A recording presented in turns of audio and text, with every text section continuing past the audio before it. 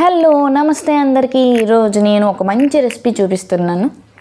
అదే కర్ణాటక స్టైల్లో చేసుకునే బిస్మిల్లాబాత్. ఇది ఎక్కువగా తిరుమలలో కూడా ప్రసాదంగా పెడతారు కదా, మీ అందరికీ తెలుసు. టేస్ట్ అయితే చాలా బాగా వచ్చింది. మీరు కూడా ఈ విధంగా ట్రై చేయండి.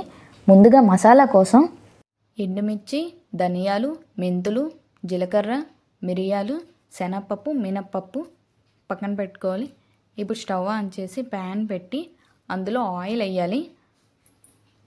ఆయిల్ వేసి బాగా మరిగిన తర్వాత ఇప్పుడు చూపించిన ఇంగ్రీడియంట్స్ అన్నీ వేసి బాగా ఫ్రై చేయాలి. మీడియం ఫ్లేమ్లో, హై ఫ్లేమ్లో పెట్టకండి, మాడిపోద్ది.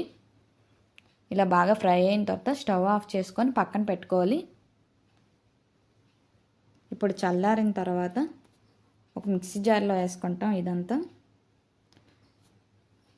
ఇప్పుడు గ్రైండ్ చేసుకోవాలి. గ్రైండ్ చేసుకున్న పౌడర్ సాఫ్ట్గా ఉండాలి ఈ విధంగా.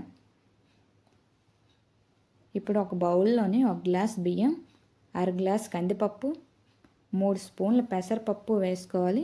కొంచెం వాటర్ వేసి నాననివ్వాలి మూత పెట్టుకొని.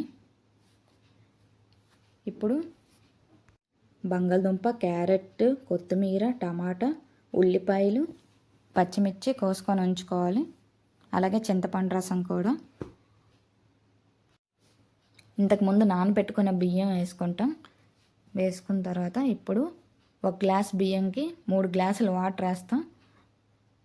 మూత పెట్టుకొని 3 విజిల్లు వచ్చిన తర్వాత స్టవ్ ఆఫ్ చేసుకొని పక్కన పెట్టుకోవాలి. ఇప్పుడు ఒక స్టవ్ ఆన్ చేసి ప్యాన్ పెట్టి అందులో ఆయిల్ వేయాలి. జీలకర్ర, పప్పు దినుసులు, ఎండుమిరపకాయలు, కరివేపాకు వేసి బాగా ఫ్రై చేయాలి. ఆ తర్వాత ఉల్లిపాయలు, పచ్చిమిర్చి వేసి మరొకసారి బాగా ఫ్రై చేసుకోవాలి. ఇందాక చూపించిన వెజిటేబుల్స్ అన్నీ వేసేస్తాం. క్యారెట్, బంగాళదుంప, టమాటీ, ములంకాడ, అలాగే కొత్తిమీర వేసి బాగా ఫ్రై చేయాలి. ఫ్రై అయిన తర్వాత ఇప్పుడు అందులో పసుపు, ఉప్పు వేసుకొని బాగా కలుపుకోవాలి. మన ఛానల్ని కొత్తగా చూసినట్టయితే లైక్ అండ్ సబ్స్క్రైబ్ చేసుకోండి. ఇప్పుడు బాగా కలిపిన తర్వాత గ్రైండ్ చేసుకున్న పౌడర్ వేసుకుంటాం. పౌడర్ వేసుకొని మరొకసారి బాగా కలుపుకోవాలి. టేస్ట్ అయితే చాలా బాగుంటుంది. మీరు కూడా ట్రై చేసి ఎలా ఉందో కామెంట్ బాక్స్లో పెట్టండి. ఇప్పుడు చింతపండు రసం వేసి అలాగే కారం కూడా వేస్తాం. వేసి బాగా కలుపుకోవాలి.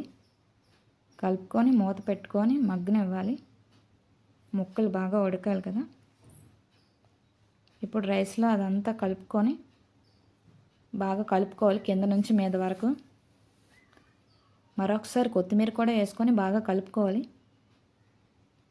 వాసన అయితే అదిరిపోతుంది.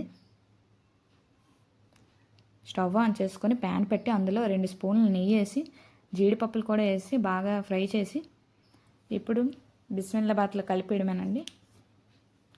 మీరు కూడా ట్రై చేయండి. వేడివేడిగా తినండి, చాలా బాగుంటుంది. బిస్మిల్లాబాత్ రెడీ అయిపోయింది. ఆహా, నోరూరించి బిస్మిల్లాబాత్ రెడీ అండి. నా వీడియో నచ్చినట్టయితే లైక్ చేయండి.